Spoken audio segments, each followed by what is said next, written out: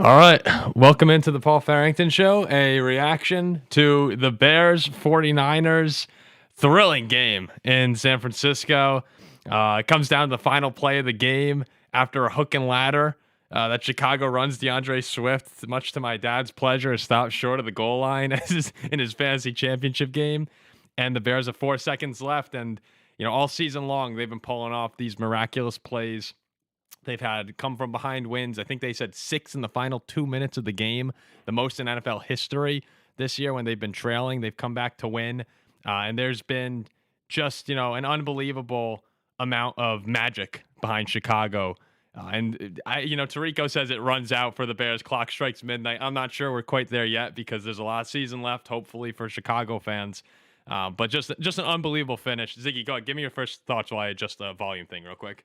So I have a couple things to say. First of all, Paul, in our show, we did a live reaction or a show about the NFL just a few hours ago. And Paul said, what did you say, Paul? You said it's time to get off the 49ers bandwagon. I don't understand why anybody's on it. Get off before this game.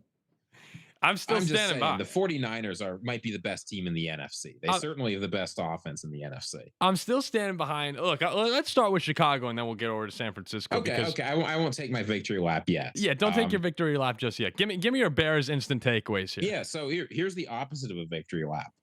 Caleb Williams and the Chicago Bears totally proved me wrong this game. I have been saying all season long they were not getting enough value from the passing game, that Caleb Williams couldn't step up when it counted, that the luck was going to run out. And I know that you were talking about Mike Tirico, the clock has struck midnight. They didn't win this game. But when you look at the last 2 weeks, Caleb Williams and this Bears offense are for real. The passing game was lights out. I mean, they said it. This is the first time a game's been tied at 7, 14, 21, 28, 35. And I know there was a pick 6 to start that. But the rest was Caleb Williams, Colston Loveland, and Luther Burden just taking this Bears team up and down the field. It's time to stop doubting Caleb Williams in the Bears offense. And I'll be the first one to say I was dead wrong. I think everybody, I've seen it in the comments a couple times now, watching the game with my brother and a bunch of our friends. My brother says it. He goes, are the Bears for real? And that's what a lot of people are saying now, right? Primetime game. You just beat the Packers in another primetime slot. And all of a sudden, the Bears are 11-4 here going into this game. My dad walks downstairs after the game and he just goes, all right, I think we're in trouble with Chicago. Caleb looks good. Johnson looks good. Now, I've been pro Bears for a little while now, but watching that game tonight, you're seeing Caleb and even just little things like at the end of the game on that maybe not first and goal play, but when he gets pressured and he just throws the ball away, those were the plays he was taking big sacks on last year. He was dialed in tonight. When Caleb Williams is turning into a superstar. And Bears fans, this is a magical year. Yes, you're having the crazy wins. It's going to continue. This is going to be something that will continue on for a long time here in Chicago. The Bears are not just for real. They're fully back.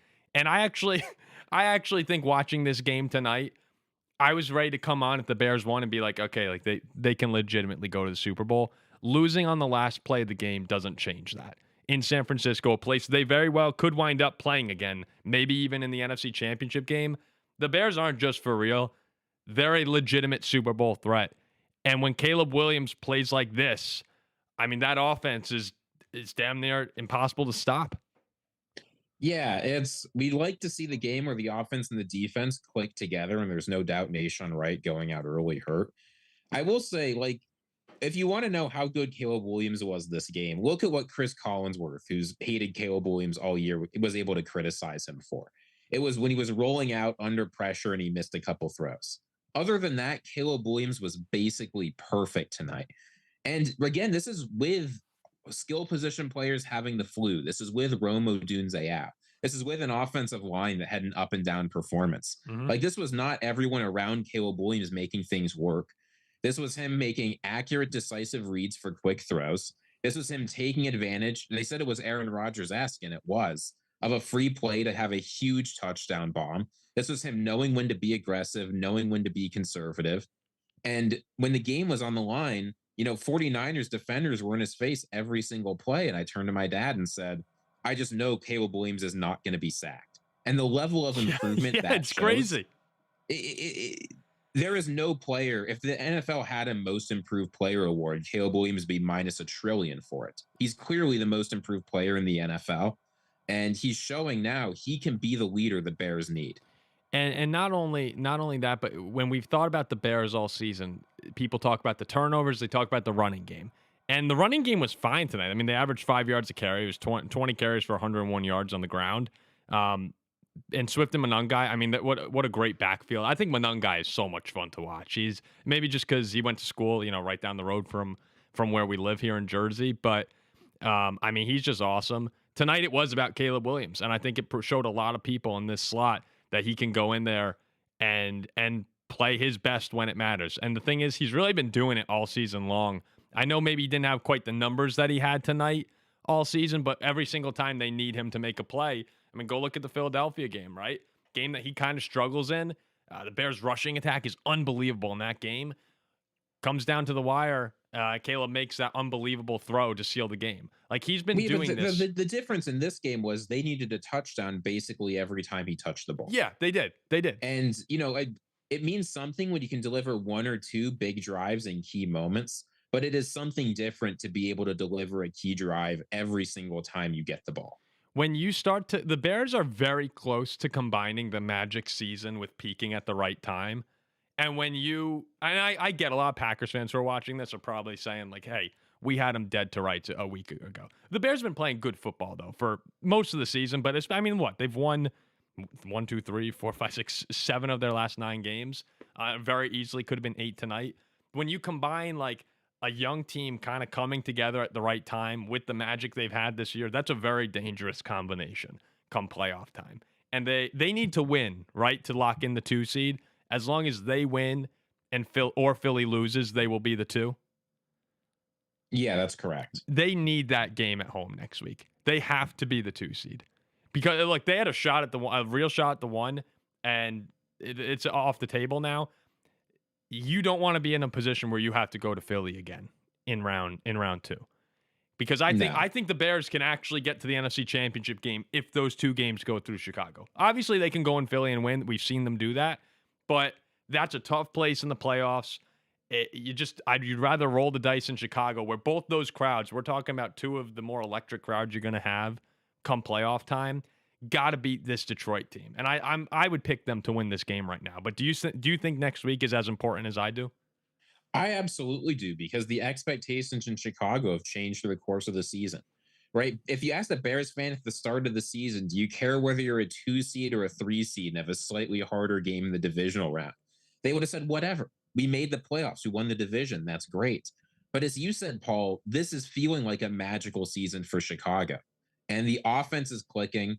The defense had a tough game, but that's against Brock Purdy, one of the best quarterbacks in the NFL. Right, it can happen to anybody. I like Brock. I like Brock, by the way.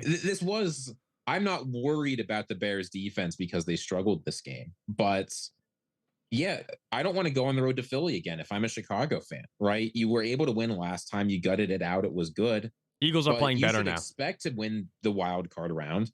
And at that point, having an easier divisional game at home, at Soldier Field, instead of having to go to Philly, it makes a huge difference. But you believe what do you think the ceiling of the Bears is? After tonight with this offense, if the defense locks in, I don't know. Do we know how bad Nahshon Wright's injury was? I haven't heard anything. Obviously, you want to see health from the Bears defense, but if the defense can be as opportunistic as they were the past, honestly, season. Whole season, the the offense can play like this is an unlikely ceiling, to be clear, but the ceiling is Super Bowl. Yeah, I think you're right. It's like I know the 49ers defense is not the best in the world. I know that they've struggled, but Caleb Williams and the Bears offense just put up a touchdown basically every single drive until the last one. Yeah, I mean, going back to the end of the Packer game, and by the end, I quite literally mean the end of the Packer game. The offense I do want to be clear. I'm saying the Bears defense wasn't opportunistic enough tonight. They had a pick six. They did just fine on that front. Yeah, I mean, first play of the game. From then on, though, San Francisco lit them up. Like that's a legitimate concern for Bears fans. Is how is the defense going to look? I mean, obviously pressure has been a problem they've had all year long. You kind of need takeaways from that defense. And if they're not there, and that could happen in an individual game, especially when you're playing the better teams come play and the better quarterbacks come playoff time, that is something that you need to be a little worried about. But I think you saw tonight, even when the defense is struggling, their offense is more than capable of picking up the slack. And if you're going to get in some shootouts, obviously that's not what you want to have happen. But this is the first time in a while where the Bears can look at their offense and go, okay, like, yeah, we can get in a shootout and we can win that game. And again, I do want to be clear because Bears fans know this. Your tackles had the flu. DJ Moore hasn't looked himself for a while. He's been hurt. He was sick. Rome Odunze was out. Like, this was the Luther Burden Colson Loveland show. If they can get a few more guys in line on offense, this offense, I think, could be one of the better ones going in the NFC going into the playoffs. Like, is there any team that you look at in the NFC who's going to be in the playoffs and say the Bears simply can't compete with them offensively? Odunze should be back for the playoff game, right? I believe so, yes. Because I thought he's been sort of iffy on playing for a couple weeks now, and he's still out. It's just one of those injuries. Like, I guess we'll see what happens here next week. You want him to play, right? Because you need this game to get the 2 seed. But that's another thing to remember. Arguably, probably their best receiver was not even in this game for Chicago. And I don't know, maybe Luther Burden's their best receiver. Oh, I like Luther Burden. Well, we were there when Luther Burden was drafted. And I remember, do you remember we were walking? I believe we were walking. That was Friday night, right? So we went to we were walking, I think, past the stadium or something when he was selected. Yeah. And I remember looking at you and going, oh, I don't like that. That's not good. And you saw it tonight. He's so good with the ball in his hands. Yeah, and he had the drop there at the end, which luckily, didn't come back to really sting Chicago. But he was just, he was awesome. And he had an unbelievable play there on 3rd down on the potential game-winning drive. What do you think of the hook and ladder play there? It worked well for Buffalo when they did it earlier in the game. I have no problem with a play like that. We've talked a lot about Caleb Williams, and Caleb Williams did well tonight, but Ben Johnson was also on his A+ game tonight. He knew when to go for it. He knew he had a lot of good offensive play calls, and like the hook and ladder, it didn't get them a touchdown, but I thought it was a fine call. I had no real complaints about the play calling from Ben Johnson this game. I thought he was more or less lights out. Having a play where there's a good chance you wind up getting tackled in bounds on that hook and ladder. Now, there's also, Swift was close to scoring when he took the pitch. It was, he had a full head of steam, chance to get in the end zone there, but you knew the risk was we're basically bleeding this clock out. Yeah, we get one more play after this if it doesn't work. Yeah, and I don't really like that. Now, I think the creativity of the play and the chances of scoring, like I didn't look at it and go, "What are you doing, Ben?" But I actually thought, and I agreed with my brother. We were watching that final play, and we said the first read wasn't there. Caleb's got to trash it. Like that has to be. You want to get 2 plays out of that. 4 seconds left. When the 3-yard line. That's enough time to have 2 quick plays. Now, in the heat of the moment, pressure's in your face, right? Caleb's just trying to extend the play and find the guy. I thought that was one, if I'm being really nitpicky here, I thought that was one spot where I went like, yeah, damn, I wish you got another one out of that. And I've been a little quicker to just trash it and move on to one more play. But you know what? He tried to make a play and ultimately kind of close. It's hard to ask Caleb, when you look at what Caleb Williams did well this game and why there was so much that he was able to do, it's tough to ask Caleb Williams to get rid of the ball in 2 seconds because he's so good at extending plays and getting something out of that. Yeah. Yeah, and that's just innate in his abilities, right? That's just part of who Caleb Williams is as a player. He's gonna try and it got them 38 points this game. Yeah, if you told any Bears fan tonight you're gonna put up 38, they would be pretty confident they're winning this football game. And right, the 49ers just got hot. Brock had a great game today, and we were getting in arguments right before the game started in our live show about the 49ers. And yes, I came out and was saying I would hop off the 49ers train. I don't think that they're Are you ready to hop on the 49ers train, Paul? No, this is kind of who I think the 49ers are, Ziggy.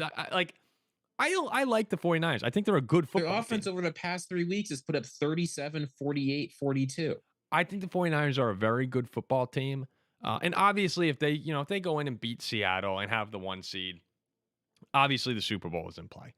But I would pick probably 3, maybe 4 teams above them. And if I'm ranking the NFC teams, Purdy, I think, is a above average quarterback, like a slightly above average quarterback. Yeah, he had 5 touchdowns the past 2 weeks. I know, I get it.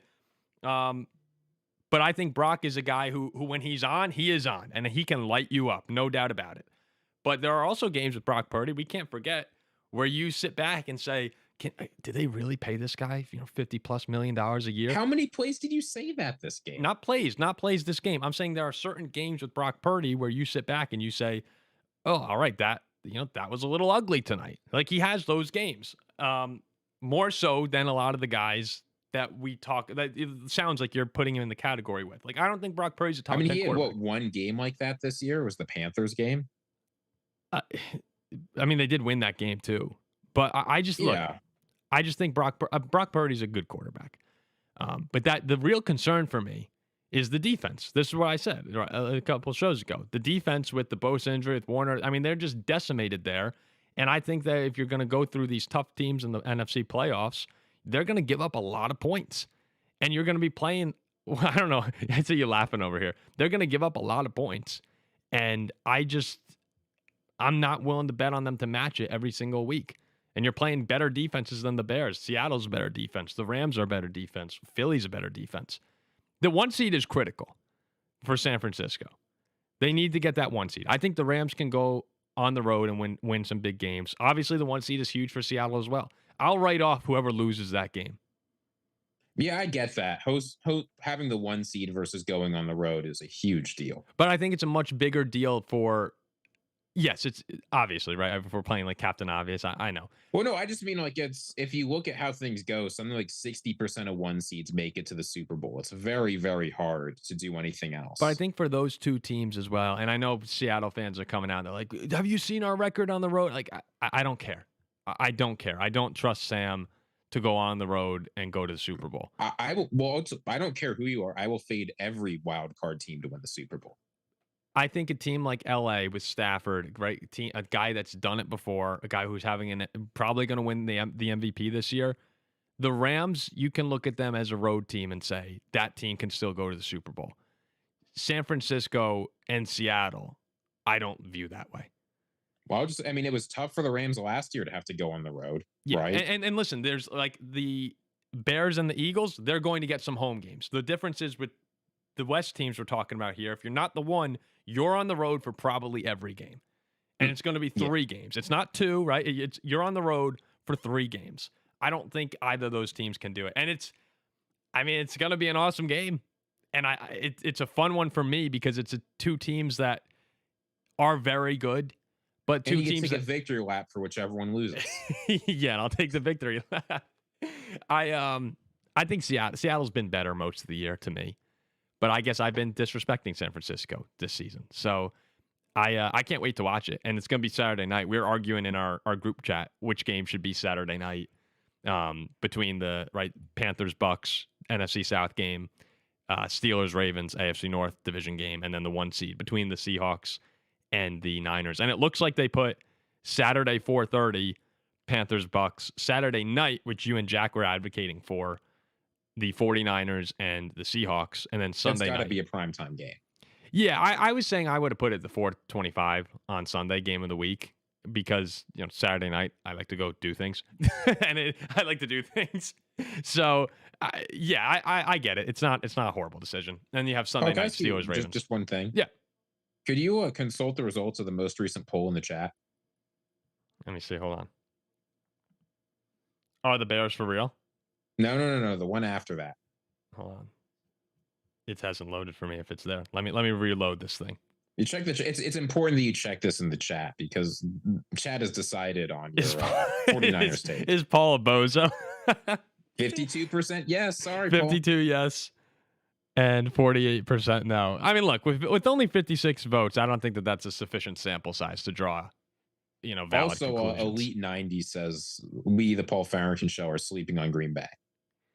Yeah, that is also something that needs to be taken into consideration, is that the Packers a week ago kind of dog walked this same Bears team for 55 minutes and then had a remarkable comeback against them. The onside kicks are never recovered. Like, it was just insane. No, you're actually right. Green Bay, there's a sour taste in your mouth after seeing what happened to Green Bay on Saturday night. Like that, I mean, it was embarrassing, right? Everyone in the Packer locker room said it was embarrassing. Packers fans did. Derrick Henry ran for 200 yards and 4 touchdowns. That just doesn't happen. So it's easy to forget, after watching Chicago tonight and Green Bay yesterday, that Green Bay looked like the better team a week ago. So you're right. Green Bay can't be counted out as the 7 there. I don't feel great about the Packers anymore as a Super Bowl threat. The injuries just feel like too much. But they're another team that has a lethal offense. They can go to Chicago and win. They can absolutely go to Chicago. And they have a really good offense still, right? I mean, the Micah injury is critical on defense, but that's an offense that's still, and they can still put up points. And it's crazy how good Malik Willis is, with Love. Wow. Did you hear me say Rodgers there? Yeah. Love, got to shake off a little rust. He's not going to have played for 2, maybe 3 weeks by the time the playoff game rolls around. It is incredible that basically any quarterback who plays with Matt LaFleur puts up MVP level production if they're healthy.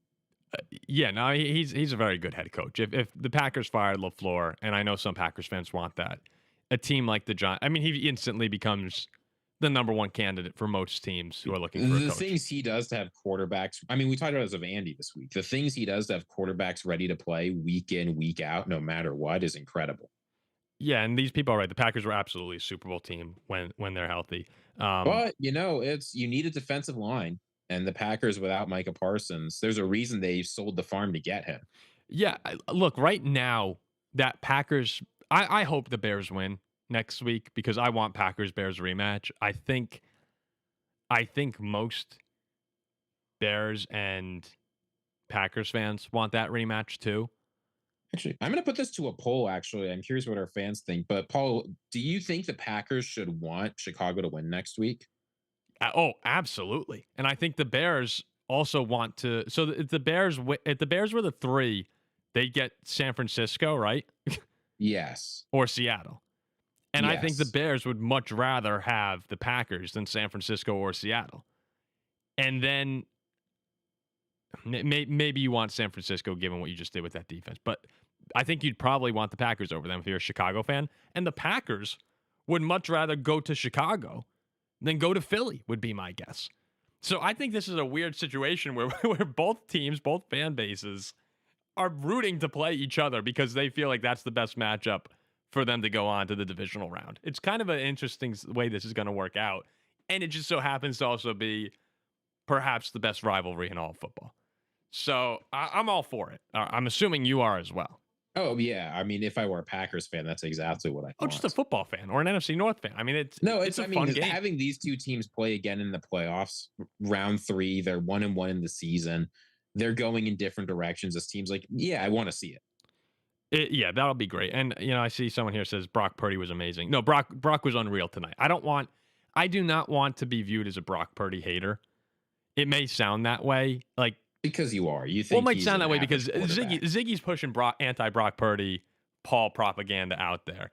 But I'm just saying, I think Brock Purdy is probably 14th best quarterback in football in that area. This is nuts. Every time he plays, he's the most efficient quarterback in the NFL. Well, not every time. Not every time he plays, but every year, yeah. Even this year.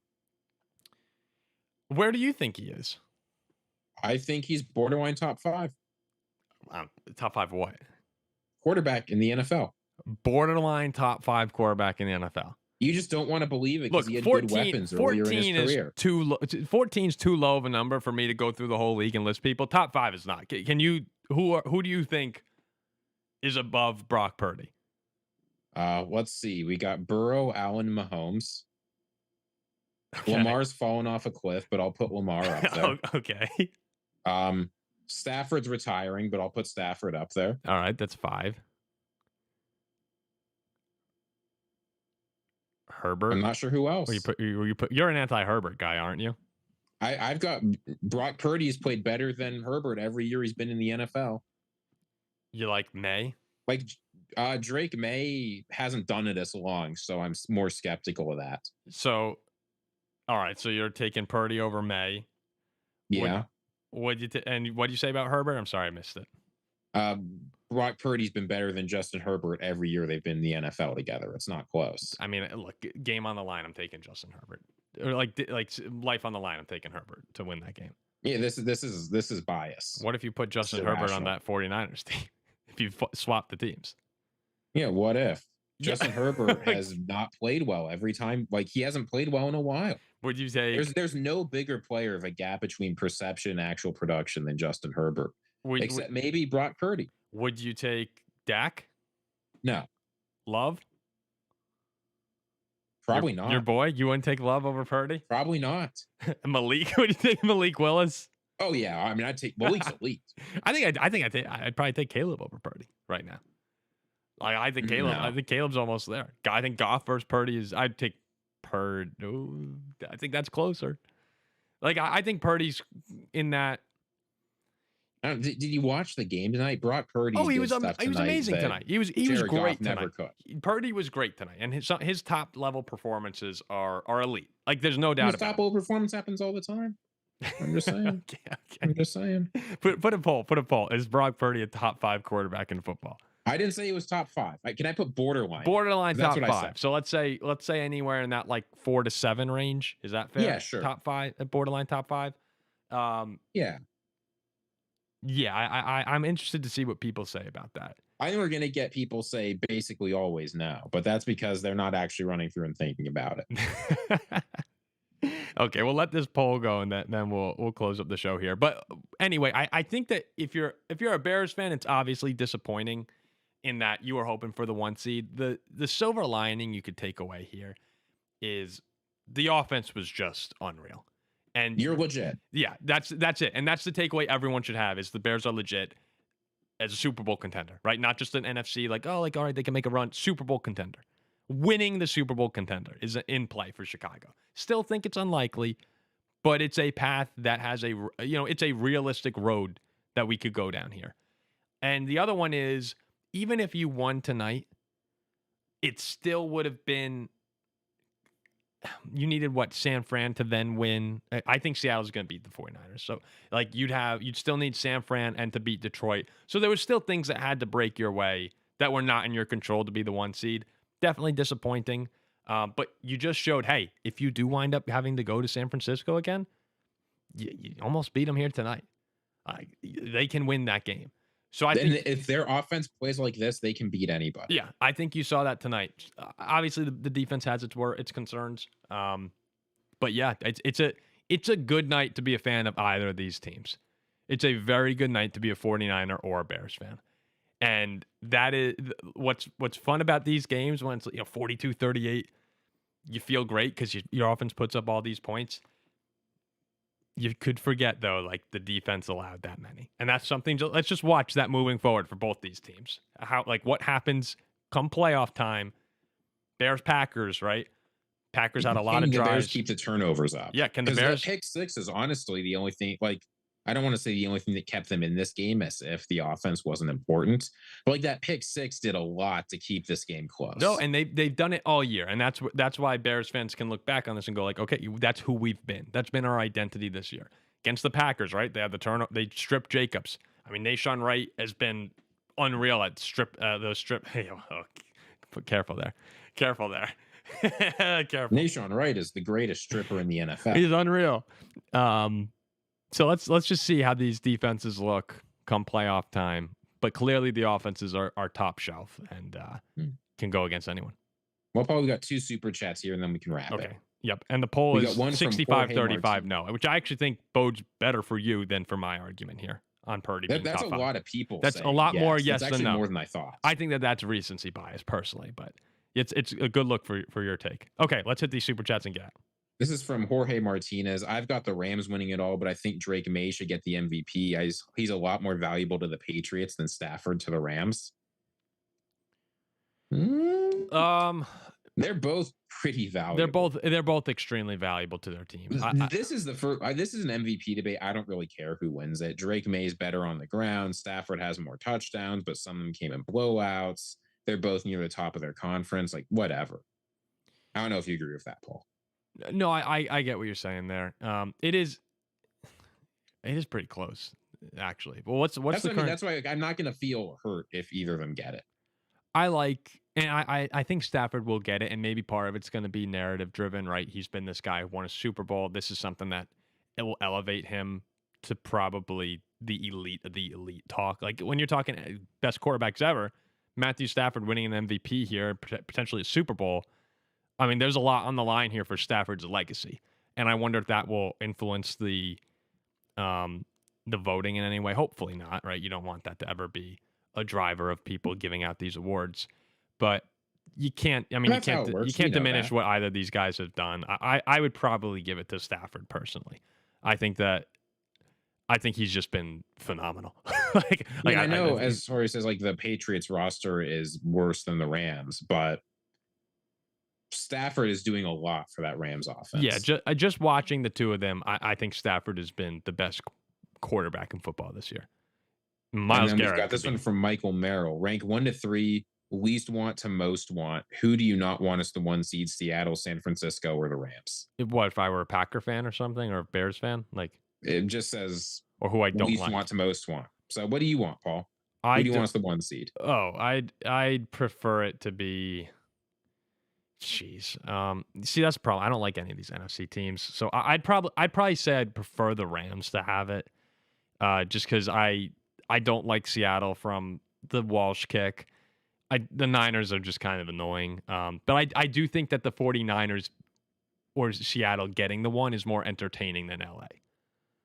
If that makes sense, because I agree, but I have a grudge against the Seahawks, so they go at 3, and I don't care between San Francisco and LA. Yeah, I go 3 Seattle, 2 San Francisco, 1 the Rams for what I'd want. But I think entertainment wise, it'll be fun to have the Niners or Seahawks in that spot where Stafford's on the road going there. Like that'll be fun. Not like LA hosting would not be a 49er home game if they played, but yeah. And then last one here, what I thought there was one more. Oh, that was just Jorge Martinez saying the Patriots roster is worse than the Rams. Yeah, and you're right there. So, all right, we'll wrap it up there. Appreciate everybody. And yeah, flex digs. Bears are fun. Sorry, haters. That's totally true. Like Bears are just a fun team to watch right now. I am very excited to watch them again next week and in the playoffs. They're back. And Ben Johnson is a really fun head coach to watch. Last thing, would you rather have Ben Johnson or Dan Campbell coaching your team next year?